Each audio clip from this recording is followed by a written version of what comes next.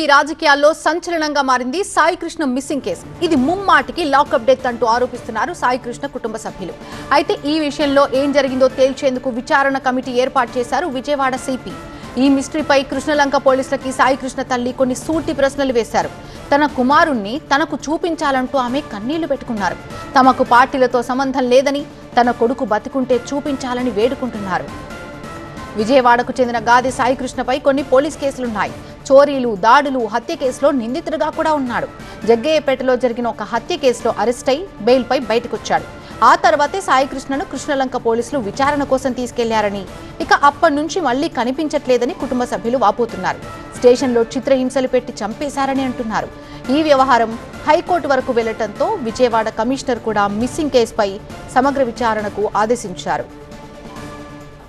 నువ్వు police officer నీ ఇష్టమంతుడు చేస్తావేంటి?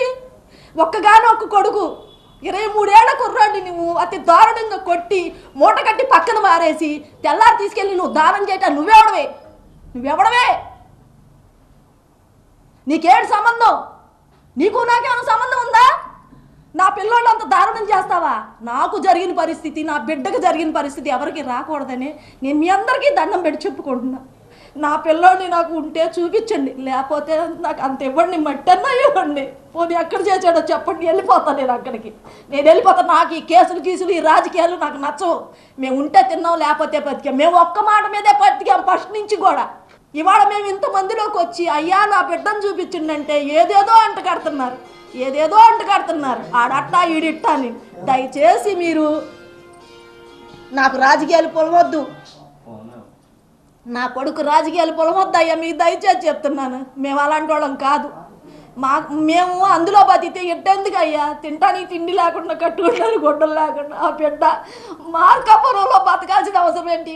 కావాలంటే మీకు చూపిస్తానులే ఎలా ఉన్నాడో, ఎలాంటి మంచమో, ఎలా పడుకున్నాడో.